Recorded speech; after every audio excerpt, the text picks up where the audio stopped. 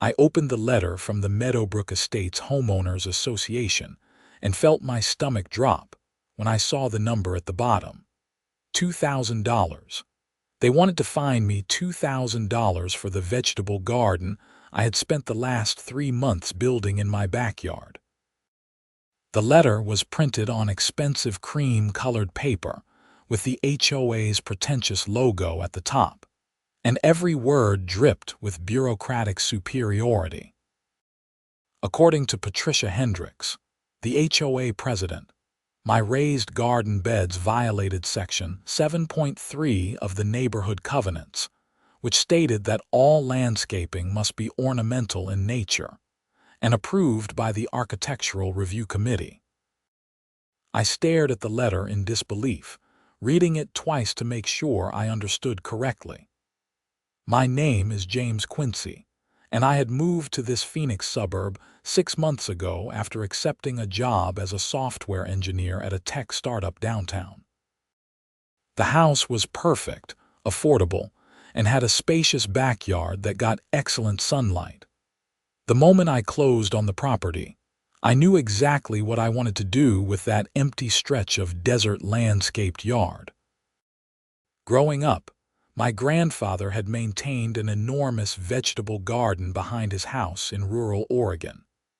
Some of my best childhood memories involved helping him plant tomatoes, pull weeds, and harvest squash during summer visits.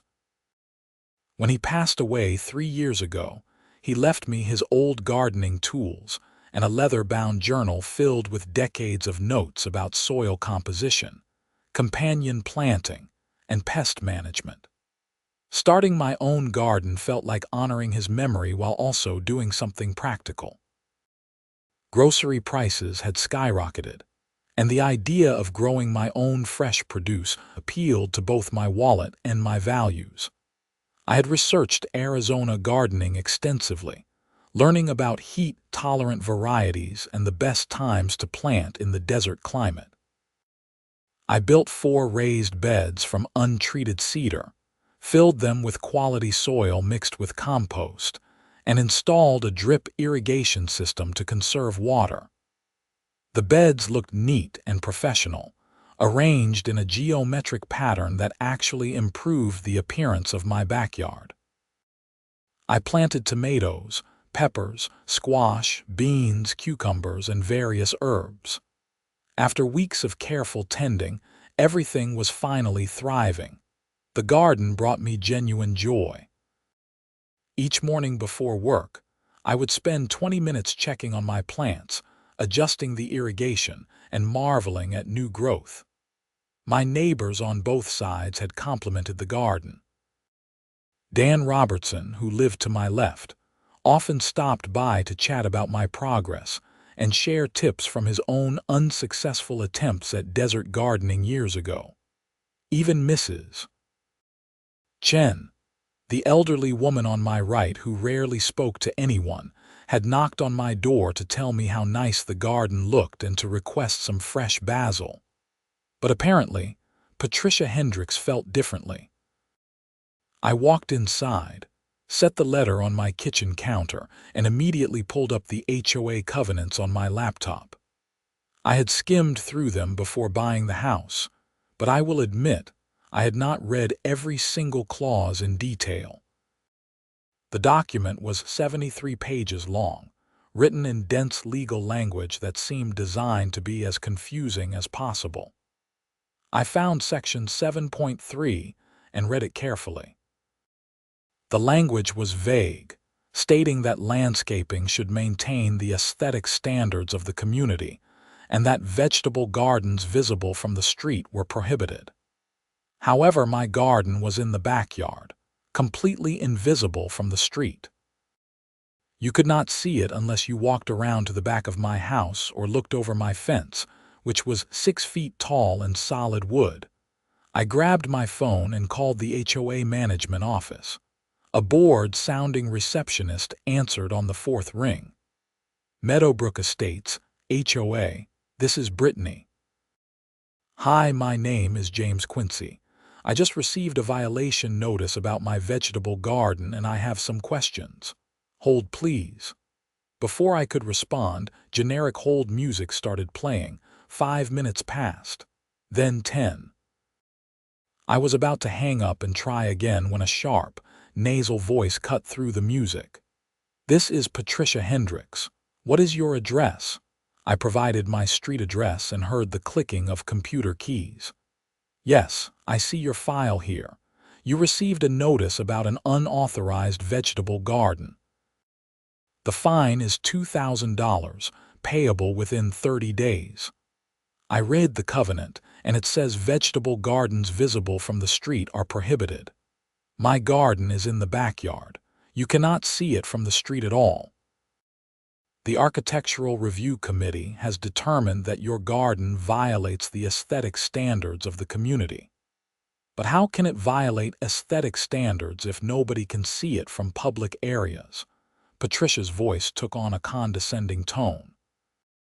"Mr. Quincy, when you purchased your home, you agreed to abide by all HOA rules and regulations. The committee has the authority to inspect any property within the community to ensure compliance. I personally conducted an inspection of your backyard last Thursday. You came into my backyard without permission. The HOA has the right to access any property for compliance inspections. It is in the covenants." I pulled up the document again and searched for that provision. Sure enough, buried in Section 12.8, there was language granting the HOA access to properties for inspection purposes, though it mentioned that reasonable notice should be provided when possible. I never received any notice that you were coming. As I said, notice is provided when possible. In this case, it was not possible. Regardless, the violation stands. You have 30 days to remove the garden and pay the fine, or additional penalties will be assessed. This is ridiculous. What possible reason could you have for banning a vegetable garden that nobody can even see? Mr. Quincy, vegetable gardens attract pests, create unpleasant odors, and lower property values. This is a premier community, not a farm. If you wanted to grow vegetables, you should have purchased property in an agricultural zone. Her tone made it clear she considered the matter closed. I am not paying this fine. My garden is well maintained, does not violate any reasonable interpretation of the rules, and is located in my private backyard. Then you leave me no choice but to proceed with additional enforcement measures. Good day, Mr. Quincy. She hung up before I could respond. I sat at my kitchen counter, anger burning in my chest. $2,000 was an outrageous amount for what they claimed was a violation. It felt like extortion. I considered my options. I could pay the fine and remove the garden, but that felt like surrendering to arbitrary and unreasonable authority. I could ignore the notice and see what happened, but the letter had mentioned escalating penalties and potential legal action. Instead, I decided to do some research. I spent the next several hours digging through Arizona property law, HOA regulations, and local ordinances. What I discovered gave me hope. In 2021, Arizona had passed a law specifically protecting homeowners' rights to grow food on their own property. The law stated that no entity, including homeowners associations, could prohibit residential property owners from growing food plants in their yards. There were some reasonable restrictions about maintaining properties and not creating nuisances, but a well-maintained vegetable garden in a backyard clearly fell within the protected activity. I printed out the relevant statute and read it 3 more times to make sure I understood it correctly. The law was clear and unambiguous. Patricia Hendricks and her Architectural Review Committee had no legal authority to fine me for my garden. The next morning, I drafted a response letter to the HOA. I kept it professional but firm, citing the specific Arizona statute that protected my right to grow food on my property. I explained that my garden was well maintained, not visible from the street, and posed no nuisance to neighbors. I concluded by stating that I would not be paying the fine or removing the garden, and that I expected the violation notice to be rescinded immediately. I sent the letter via certified mail so I would have proof of delivery, then went to work feeling somewhat satisfied. Surely once Patricia saw the state law, she would realize her mistake and back down. I was wrong. 3 days later, I received another letter from the HOA. This one was even more threatening in tone. Patricia acknowledged receipt of my response, but claimed that the state law did not supersede the HOA covenants. She argued that by purchasing property in Meadowbrook Estates, I had voluntarily entered into a contract that imposed additional restrictions beyond what state law required. The letter stated that the fine had now increased to $3,000 due to my continued non-compliance, and that the HOA would pursue a lien against my property if I did not pay within 21 days. I could not believe what I was reading. Patricia was either completely ignorant of how laws worked or was deliberately trying to intimidate me. State law absolutely superseded HOA covenants when the covenants attempted to prohibit activity that state law explicitly protected. It was basic legal hierarchy. I called an attorney that afternoon. Sarah Mitchell specialized in property law and HOA disputes. Her office was in a modern building near downtown Phoenix, and she agreed to meet with me the following day. Sarah was in her early 40s, dressed in a sharp gray suit, with an air of competence that immediately put me at ease. I showed her both letters from the HOA and explained the situation. She read through everything carefully, occasionally making notes on a legal pad. "This is pretty straightforward," she said finally. "Arizona Revised Statute 33-18-18 specifically prohibits HOAs from banning residential food gardens. The law was passed for exactly this reason, because HOAs across the state were trying to fine people for growing vegetables." Patricia Hendricks is completely wrong. So what do? I will send a letter to the HOA on your behalf, citing the statute and explaining that their fine is invalid and unenforceable. I will also warn them that if they continue with this enforcement action, you will file suit for harassment and seek attorney fees under the statute, which allows prevailing parties to recover costs. How much will this cost me? Sarah quoted me an hourly rate that made me wince, but she saw my reaction and added, "If this goes to court and you win, which you will, the HOA will have to pay your attorney fees. These cases usually settle quickly once the HOA realizes they have no legal ground to stand on." I have handled probably a dozen similar disputes in the last few years, and only one went to trial. What happened with that one? The HOA lost badly and ended up paying over $30,000 in attorney fees plus damages to the homeowner. After that case, most HOA attorneys in the area started advising their clients to back down on food garden issues. I hired Sarah on the spot and felt relieved to have professional help. She sent her letter to the HOA the same day, and I received a copy via email. It was beautifully written, laying out the legal argument in clear, devastating terms and warning the HOA board that they were exposing themselves to significant liability by continuing their enforcement action.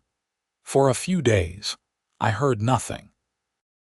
I continued going to work, tending my garden in the mornings and trying not to think about the situation too much. The tomatoes were producing heavily now, and I had started giving away produce to Dan and Mrs. Chen. The satisfaction of harvesting vegetables I had grown myself made the whole dispute seem even more absurd. Then, on a Saturday morning, Patricia Hendricks showed up at my door. I answered the doorbell to find a woman in her late 50s standing on my porch. She was dressed like she was heading to a country club luncheon, wearing a white blouse, pressed khakis, and expensive-looking sunglasses perched on her head. Her blonde hair was styled in that particular way that required weekly salon visits, and her expression radiated disapproval. "Mr. Quincy, I am Patricia Hendricks. We need to talk about this situation. I think our attorneys should be the ones talking. There is no need for attorneys. This can be resolved very simply if you just follow the rules like everyone else in this community." She said it like she was speaking to a particularly difficult child. "I am following the rules. State law protects my right to grow food on my property." Patricia's expression hardened. "That law does not apply here. When you bought your house, you agreed to maintain higher standards than the law requires. That is the whole point of a homeowners association. We preserve property values by ensuring everyone maintains their homes appropriately. My garden is maintained beautifully. It improves my property. It is a vegetable garden. It makes the neighborhood look like a farm." She said the word farm with genuine disgust. "You cannot even see it from the street. Nobody would know it existed unless they trespassed in my backyard." I did not trespass. I conducted an authorized inspection. We were going in circles. I took a breath, trying to keep my voice level. "Miss Hendricks, my attorney has already explained this to you. You have no legal authority to fine me for this garden. The state law is clear. Your attorney is wrong.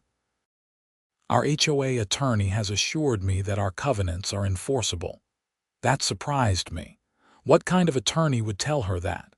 Either the HOA lawyer was incompetent or Patricia was not being truthful about what she had been told. "Then I guess we will let the court decide," I said. Patricia's face flushed red. "You are being extremely unreasonable. I came here today to offer you a compromise. If you remove the vegetable garden and replace it with appropriate ornamental landscaping, we will reduce the fine to $500 as an administrative fee." That is more than fair. I am not paying any fine and I am not removing my garden. Then you leave me no choice. The board will proceed with placing a lien on your property. We can also assess daily fines for continued violation. Those add up very quickly, Mr. Quincy. Some homeowners have ended up owing tens of thousands of dollars for defying the HOA. Do what you need to do. I will see you in court. I closed the door, ending the conversation. Through the window, I watched Patricia walk back to her car, a pristine white Mercedes SUV. She was on her phone before she even reached the vehicle, talking animatedly to someone. I felt my hands shaking slightly. I hated confrontation, but I could not let this woman bully me into destroying something I had worked so hard to create. That evening, I called Sarah Mitchell at home to update her on Patricia's visit. Sarah sounded annoyed but not surprised. HOA board presidents can be incredibly stubborn. Some of them treat their position like they are running a small dictatorship. "Do not worry. If they file a lien, we will have it removed. Every action they take just strengthens our case." She mentioned daily fines. Can they actually do that? They can assess them, but they are not enforceable. Once we get in front of a judge, all of these fines will be thrown out. The bigger concern is that HOAs sometimes engage in harassment tactics to pressure homeowners into compliance. Document everything. If Patricia or anyone else from the HOA shows up at your house, makes threatening calls, or does anything else inappropriate, keep records. Over the next 2 weeks, the situation escalated in ways I had not anticipated.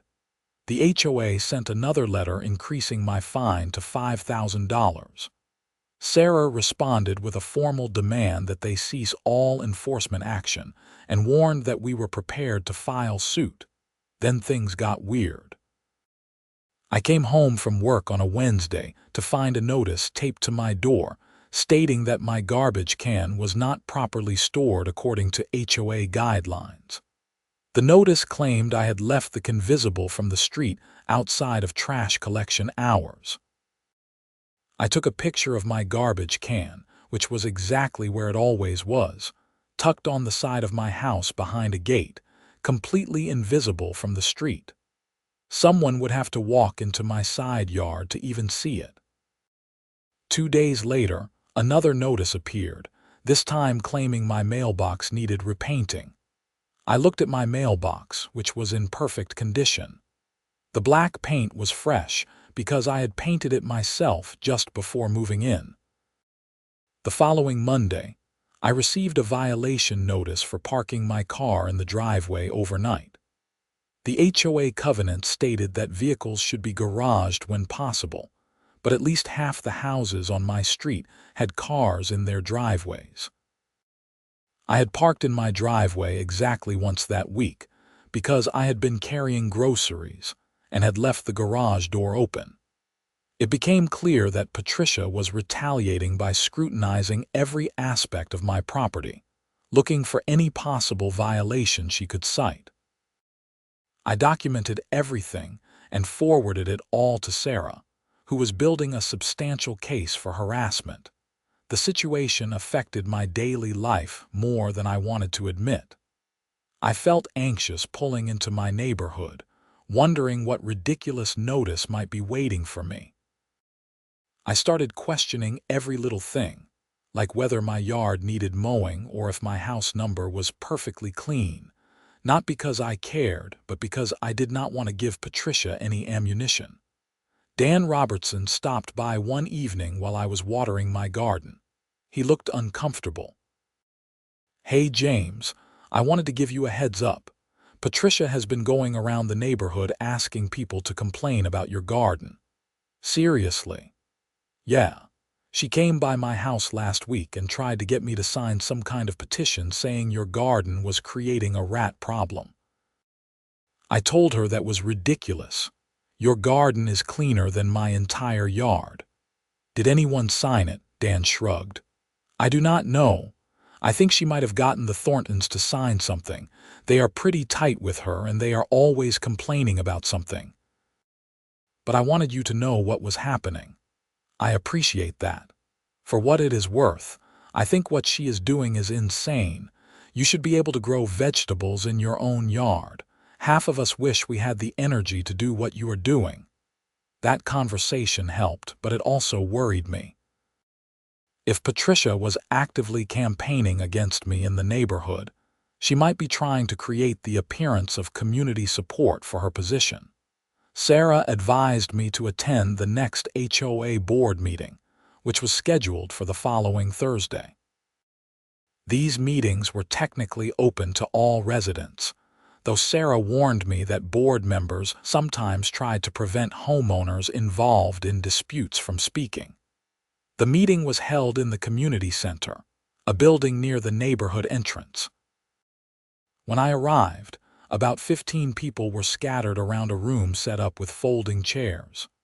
Patricia sat at a table at the front with 4 other board members. She noticed me immediately, and her expression tightened. I took a seat near the back and waited. The meeting started with mundane business, approving minutes from the last meeting, discussing routine maintenance issues, reviewing the budget. It was all incredibly boring. Then Patricia reached the part of the agenda labeled New Business, and her tone changed. "We need to discuss the situation on Cottonwood Drive. One resident has flagrantly violated our landscaping covenants by installing an unauthorized vegetable garden and has refused multiple requests to remove it. This resident has even hired an attorney to threaten the board with litigation." Several people turned to look at me. I kept my expression neutral. One of the other board members, a balding man whose nameplate identified him as Greg Sherman, spoke up. "What is the status of the legal situation?" "Our attorney is reviewing the matter," Patricia said. "But we need to send a clear message that this board will not tolerate residents who think they can ignore our rules." I raised my hand. Patricia ignored me. "Excuse me, I would like to address the board," I said loudly enough for everyone to hear. "This is not the public comment portion of the meeting," Patricia said. "Actually," said another board member, a woman named Linda Torres, "residents are allowed to speak during board discussions about issues that directly affect them. That is in our bylaws." Patricia looked annoyed but gestured for me to stand. I walked to the front of the room. "My name is James Quincy, and I am the homeowner Miss Hendricks is talking about. I want to make a few things clear. First, I have not violated any legitimate rule. I have a vegetable garden in my backyard that is well maintained and not visible from the street. Second, Arizona state law specifically protects my right to grow food on my property. The HOA has no legal authority to fine me or force me to remove the garden. Third, I have tried to resolve this reasonably, but Miss Hendricks has refused to acknowledge that state law supersedes HOA covenants on this issue." "You signed a contract," Patricia interrupted. "You agreed to follow our rules. HOA covenants cannot violate state law." "My attorney has explained this clearly in writing." Greg Sherman leaned forward. "Can you cite the specific statute you are referring to?" "Arizona Revised Statute 33-18-18. It prohibits HOAs from banning residential food production. The law was passed specifically to prevent situations like this." Greg pulled out his phone and appeared to be looking something up. After a moment, he frowned. "Patricia, did our attorney mention this statute?" "Our attorney assured me our covenants are enforceable," Patricia said, but she was avoiding eye contact with Greg. "That is not what I asked." "Did he mention this specific statute?" Patricia did not answer immediately. Linda Torres spoke up. "I think we need to hear directly from our attorney before proceeding further with this enforcement action. If there is a state law that prohibits what we are trying to do, we could be exposing the HOA to significant liability." "Our attorney has reviewed everything," Patricia insisted, but she was getting flustered. "Then let's have him come to the next meeting and explain his legal reasoning," Greg said.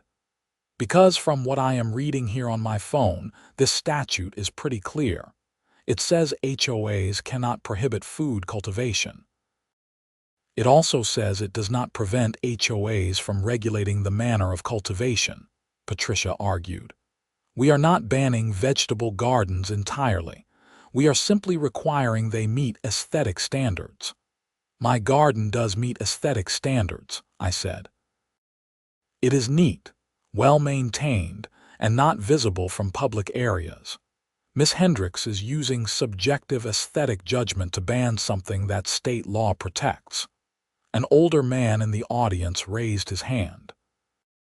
"If I may comment, I walked by this young man's house the other day, and you cannot see anything from the street. I do not understand why this is even an issue." "Me neither," another resident added. "There are actual problems in this neighborhood that need attention. The streetlight on Maple has been out for 3 months. Why are we wasting time on a vegetable garden?" Patricia's face was getting redder. "This is about maintaining standards. If we allow one person to have a vegetable garden, soon everyone will want one, and property values will decline. Or maybe people want to grow their own food because grocery prices have gotten insane," someone else said. The meeting was getting away from Patricia's control. Linda Torres suggested they table the discussion until the HOA attorney could attend a meeting and provide formal legal advice.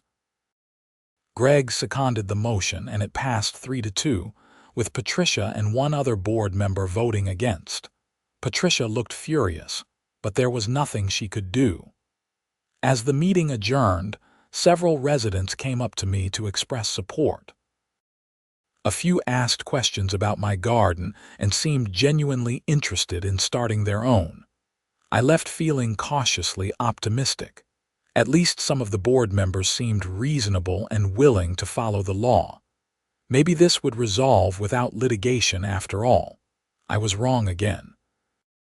The next day, I came home to find my garden destroyed. Someone had torn up every plant, smashed the drip irrigation system, and kicked apart one of the raised beds. Soil was scattered everywhere. Weeks of growth and months of planning were ruined. I stood in my backyard, staring at the devastation, feeling a mix of rage and disbelief. I immediately called the police. 2 officers arrived within 20 minutes. I explained the situation, including the ongoing HOA dispute. They took photos, filled out a report, and collected what little evidence there was. One officer noticed boot prints in the soil and took measurements. "You have any security cameras?" the officer asked. "No, I never thought I would need them." "You might want to consider it, especially given this HOA situation. Do you have any idea who might have done this?" "The HOA president has been escalating her harassment, but I do not have proof she did this." The officer nodded. "We will investigate. In the meantime, document everything and report any further incidents immediately." After the police left, I called Sarah Mitchell. She was outraged when I described what had happened. "This crosses a line. Property destruction is a crime. Forward me the police report as soon as you get a copy." "We are filing suit first thing Monday morning." I spent the rest of the weekend installing security cameras around my house. I bought a good system with night vision and motion detection that stored footage in the cloud. I also started the process of rebuilding my garden, though the destroyed plants were a total loss. I would have to start over with new seedlings. On Monday, Sarah filed a lawsuit in Maricopa County Superior Court against the Meadowbrook Estates HOA and Patricia Hendricks personally. The complaint alleged harassment, violation of state law, and sought damages for the destroyed garden. It also requested an emergency injunction preventing the HOA from taking any further enforcement action against me. The lawsuit changed everything. Once legal papers were served, the HOA had to take things seriously. Their attorney, a man named Robert Feldman, called Sarah to discuss settlement. Sarah relayed the conversation to me. Feldman basically admitted they have no legal ground to stand on regarding the garden. He tried to blame the whole thing on Patricia acting independently rather than with board authority. He claimed the board never actually voted to approve the fines. Is that true? It might be. Sometimes HOA presidents overstep their authority, but it does not matter. The HOA is still liable for Patricia's actions in her capacity as president. Feldman offered to rescind all fines and officially recognize your right to maintain the garden if you drop the lawsuit. What about the destroyed garden? He claims the HOA has no knowledge of who did that and therefore cannot be held responsible. That is convenient. I agree. I told him we want full compensation for the destroyed plants and property, plus attorney fees, or we proceed to discovery. Once we start deposing board members and pulling HOA records, we will find out who knew what and when. The case moved forward. The judge granted our motion for a temporary injunction, ordering the HOA to cease all enforcement actions related to my garden pending resolution of the case. That provided immediate relief, but I wanted accountability for what had been done. Discovery proved enlightening. Through subpoenas and depositions, we learned that Patricia had indeed been acting beyond her authority. The board had never voted to approve the initial fine or any of the subsequent penalties. Patricia had simply issued them on her own, using her position as president to create the appearance of official action. Several board members testified that they had tried to raise concerns about Patricia's handling of the situation, but she had shut down discussion and insisted she was protecting the community. We also obtained Patricia's emails and text messages through the discovery process. This is where things got very interesting. Among the messages was an exchange between Patricia and her husband, dated the day before my garden was destroyed. The text read, "This situation needs to be handled permanently. If the board will not act, someone else will." Her husband had responded, "Be careful, you could get in trouble." Patricia had replied, "Only if anyone finds out." Sarah immediately alerted the police to these messages. Combined with the boot print evidence and testimony from a neighbor who had seen Patricia's Mercedes SUV parked on my street late the evening before the destruction, prosecutors became very interested. Patricia was arrested 3 weeks later and charged with criminal trespassing and criminal damage. The charges were serious, Class 1 and Class 4 misdemeanors respectively, carrying potential jail time and fines.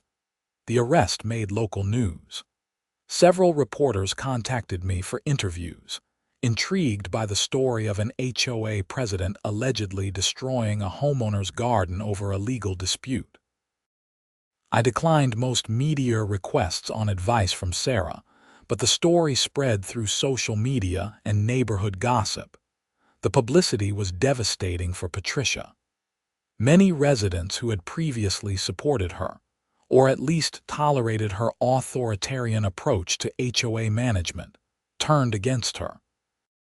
A petition circulated calling for her resignation from the board. Within a week, she stepped down as president. Within 2 weeks, she resigned from the board entirely. The criminal case moved slowly through the system.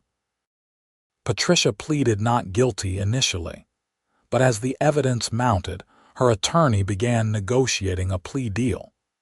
Eventually, she agreed to plead guilty to the criminal damage charge in exchange for dismissal of the trespassing charge.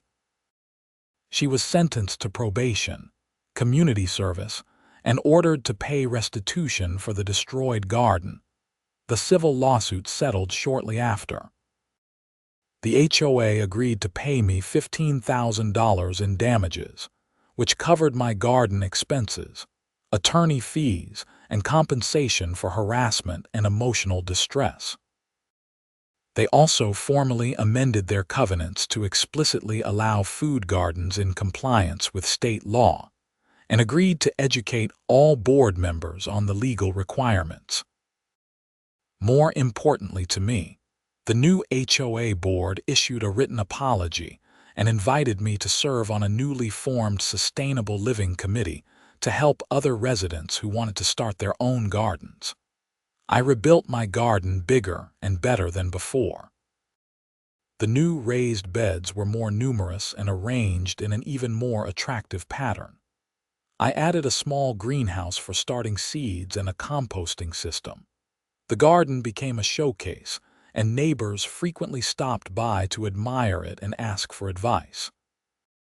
Dan Robertson started his own vegetable garden, and so did 3 other families on my street. Mrs. Chen contributed seeds from plants her family had grown in China for generations. What Patricia had tried to prevent actually became a neighborhood trend. The experience taught me several things.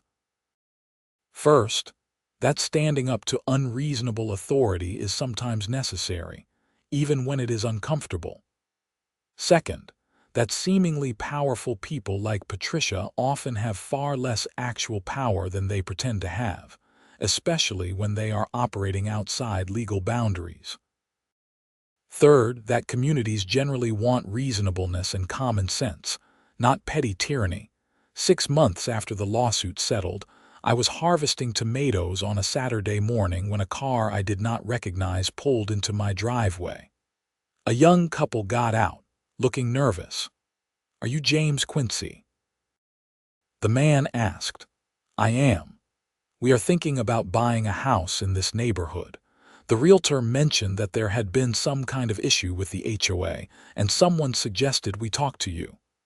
I invited them into my backyard and told them the whole story while showing them my garden. They listened intently, asking questions about how the new board operated and whether I would recommend the neighborhood. Honestly, yes, I said. What happened with Patricia was unfortunate, but it led to real changes. The new board is reasonable and follows the law. They focus on actual community maintenance rather than nitpicking homeowners over nonsense. And now, there is explicit protection for anyone who wants to grow food. Your garden is amazing, the woman said. I have always wanted to grow vegetables but thought HOAs would not allow it. They cannot stop you, at least not in Arizona. The law is clear, and if you buy here, I am happy to help you get started. They ended up buying a house 2 streets over. Within a month, they had raised beds installed. I gave them seedlings and advice, continuing what my grandfather had started with me years ago. The whole experience made me think about power, community, and what it means to own property. HOAs exist, in theory, to protect property values and maintain common areas. But too often, they become vehicles for petty authority figures to impose their personal preferences on others. Patricia had not been concerned with actual community welfare. She had been concerned with control and with enforcing her particular vision of what a neighborhood should look like. The irony was that my garden, and the others that followed, probably did more to build actual community than any of Patricia's rules ever had. Neighbors who had barely spoken before started sharing produce, recipes, and gardening tips. People took more pride in their yards, not because they feared HOA fines, but because they were actively engaged in growing things. I continued to serve on the Sustainable Living Committee, which expanded beyond just gardening. We organized neighborhood composting, advocated for better recycling services, and helped coordinate a community solar program. The HOA, under new leadership, became an actual asset to the neighborhood rather than a source of fear and frustration. Sometimes I wondered what Patricia thought about how everything turned out. She and her husband still lived in the neighborhood, though they kept a very low profile. I occasionally saw her at the grocery store or driving past, and we never acknowledged each other. I heard through the neighborhood grapevine that she was angry and bitter about the whole situation, convinced she had been treated unfairly. I could not muster much sympathy. She had been given multiple opportunities to back down and follow the law, but she had chosen escalation at every turn. She had harassed me with bogus violations, tried to turn neighbors against me, and ultimately destroyed my property. The consequences she faced were entirely of her own making. My grandfather's journal still sat on my kitchen counter, stained with soil and water from countless consultations. I had added my own notes now, documenting what worked in the Arizona desert climate, which varieties thrived, and lessons learned from both success and failure. One day, I thought, maybe I would pass this journal on to someone else, continuing a chain of knowledge and connection to the earth that transcended property values and HOA covenants. On a warm evening in late spring, I stood in my garden as the sun set, painting the sky in shades of orange and pink. The plants were healthy and vibrant, heavy with tomatoes, peppers, and squash. Bees buzzed among the flowers I had planted to attract pollinators. The drip irrigation system hummed quietly, delivering precise amounts of water to each plant's roots. This simple garden had become the center of a battle over rights, property, and community. It had cost me stress, money, and time. But standing there among the plants I had grown from seeds, harvesting food that I would eat for dinner, I knew it had been worth every bit of effort. The law had protected my right to grow food, but I had to fight to make that law mean something. Justice was not automatic. It required knowledge, persistence, and willingness to stand up to people who abused whatever small amount of authority they held. I picked a ripe tomato, still warm from the afternoon sun, and bit into it. The flavor was incredible, sweet and acidic and utterly fresh. No grocery store tomato could compare. This was what Patricia had wanted to take from me, this simple pleasure of growing and eating my own food. As I walked back to my house with an armful of vegetables, I saw Dan in his yard, tending his own garden. He waved and I waved back. Further down the street, I could see Mrs. Chen watering her new herb garden. Lights were coming on in houses throughout the neighborhood as families settled in for the evening. This was community. Not perfectly maintained lawns and strictly enforced rules, but people sharing knowledge, helping each other, and being allowed to use their property in ways that brought them joy and sustenance. That was worth fighting for. The Meadowbrook Estates HOA learned an expensive lesson about the limits of their authority and the importance of following state law. Other HOAs in the area took notice. I heard from Sarah that several had quietly changed their covenants to allow food gardens after seeing what happened in our case. Change happened slowly, but it happened. One garden at a time, one neighborhood at a time, people were reclaiming their right to grow food and build real community. Patricia had tried to stop that in our neighborhood, and she had failed spectacularly. I spent the rest of that evening cooking dinner with vegetables from my garden, listening to music, and feeling grateful. Grateful for my grandfather who had taught me to love growing things. Grateful for neighbors like Dan who had supported me. Grateful for attorney Sarah Mitchell, who had fought for my rights. And grateful for lawmakers who had the foresight to pass a law protecting something as fundamental as the right to grow food on your own property. The next morning, I received an email from a homeowner in Tucson facing a similar situation with his HOA. Word had spread about my case, and people were reaching out for advice. I spent an hour on the phone with him, explaining the state law, recommending Sarah Mitchell, and encouraging him to stand firm. They are counting on you being too intimidated to fight back, I told him. But the law is on your side. Do not let them bully you into giving up something that matters to you. After we hung up, I walked outside to check on my garden. New growth appeared every day. The squash plants were sending out runners. The pepper plants were covered in small green fruits that would ripen to red and yellow over the coming weeks. Everything was thriving. I thought about Patricia sometimes, about what drove someone to be so controlling and vindictive.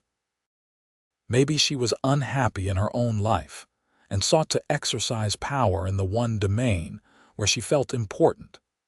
Maybe she genuinely believed she was protecting the neighborhood, unable to see how her actions were actually harming community cohesion.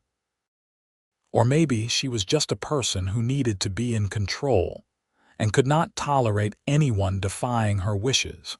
Whatever her motivations, she had learned that authority has limits, especially when it conflicts with legal rights.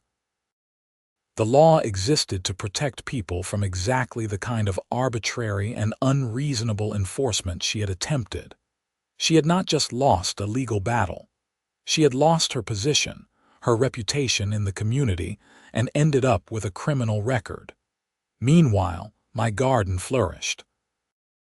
I gave away produce constantly, unable to use everything I grew. Neighbors came by to pick tomatoes, peppers, and herbs. I started canning salsa and pasta sauce, filling my pantry with jars that would last through the winter. The act of preserving food felt deeply satisfying, connecting me to generations of people who had grown and preserved their own harvests. The Sustainable Living Committee organized a neighborhood garden tour that fall. 8 families now had food gardens, each unique in design and crop selection. We walked from yard to yard, sharing what had worked and what had not, trading seeds and seedlings, building relationships that went beyond polite waves across property lines. At the end of the tour, Greg Sherman, who had become the new HOA president, gave a short speech thanking everyone for participating and noting how much the neighborhood had changed for the better. A year ago, we were fighting over whether one person could grow vegetables. Now we have multiple gardens, stronger relationships between neighbors, and a community people actually want to be part of. That is progress. Everyone clapped. I felt a sense of accomplishment that went beyond my own garden. What had started as a personal battle over my rights had evolved into something larger, transforming how our neighborhood thought about property, community, and sustainability. The legal precedent from my case helped other homeowners across Arizona facing similar HOA resistance. Sarah Mitchell sent me news articles about cases where homeowners cited my lawsuit in their own disputes, using it to convince HOAs to back down. The law had existed, but enforcement was necessary to make it meaningful. As winter approached and I prepared my garden for cooler season crops, I reflected on the entire experience. The stress and anger of those early months had faded, replaced by satisfaction at how things had turned out. I had stood up for what was right, endured harassment and property destruction, and ultimately prevailed. More importantly, the experience had taught me about the importance of community and the value of fighting for principles that mattered.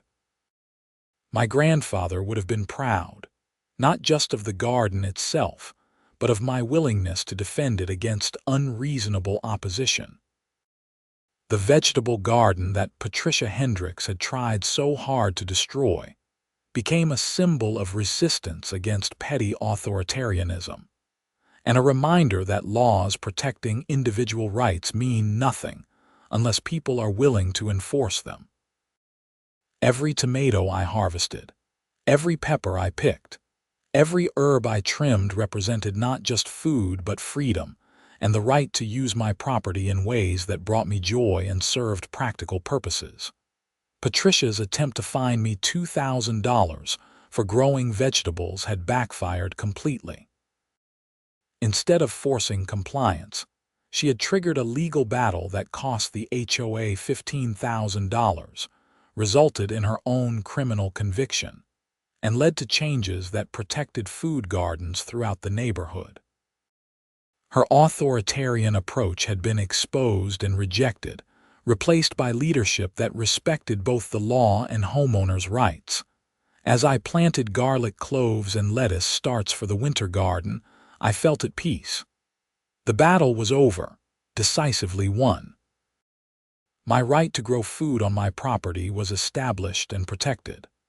The neighborhood was better for the conflict, having shed toxic leadership and embraced a more reasonable approach to community governance.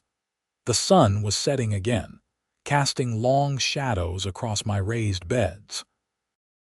I finished planting, watered everything thoroughly, and stood back to admire the work. In a few months, I would be harvesting fresh salad greens while grocery stores charged premium prices for inferior produce. I would be eating garlic I had grown myself, knowing exactly where it came from and how it was cultivated. This was victory, not just in court but in daily life. Not just over Patricia Hendricks and her unreasonable HOA enforcement, but over a system that too often elevated bureaucratic control over individual freedom and common sense. My garden stood as proof that standing up for your rights, even when it was difficult and expensive, could lead to meaningful change. I walked back inside my house as darkness fell, satisfied with the day's work and confident about the future. Tomorrow I would go back to my normal routine, working my job, tending my garden, and living in a neighborhood that had transformed from a place of conflict into a genuine community. The whole experience had started with a shocking letter demanding $2,000 for having the audacity to grow tomatoes in my backyard. It had ended with legal victory, community support, and a thriving garden that produced more food than I could eat. Patricia Hendricks was gone, disgraced and convicted. I remained stronger and more connected to my community than ever before. That was justice. Not perfect, not quick, but ultimately served.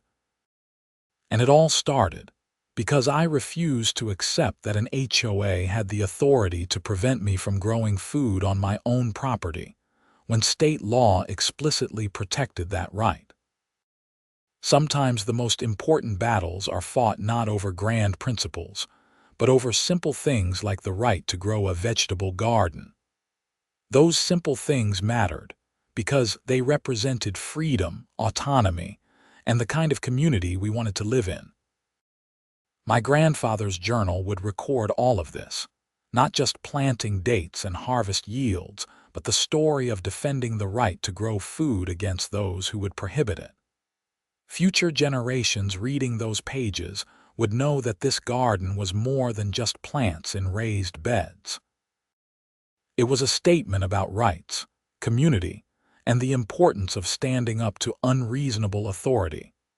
As I fell asleep that night, I smiled thinking about Patricia's face when she realized she had lost everything by trying to take away my simple vegetable garden. Some lessons come hard, but they stick. She had learned that authority without legal foundation is nothing, and that people will fight back when pushed too far. Tomorrow the sun would rise on my garden again, and the plants would continue growing, indifferent to the human drama that had swirled around them. They just needed soil, water, and sunlight. But for me, they represented so much more. They were proof that individual rights mattered, that laws existed to protect those rights, and that community flourished not through rigid control but through mutual respect and shared purpose. The garden would keep producing, the neighborhood would keep improving, and I would keep growing food on my property, exactly as Arizona state law protected my right to do. Patricia Hendricks and her $2,000 fine seemed like ancient history now, a cautionary tale about what happened when HOA authority exceeded legal boundaries and common sense. I had won. The garden had won. The law had won. And the neighborhood was better for all of it. That felt like the perfect ending to a story that had started with anger and disbelief, but concluded with satisfaction and hope for the future.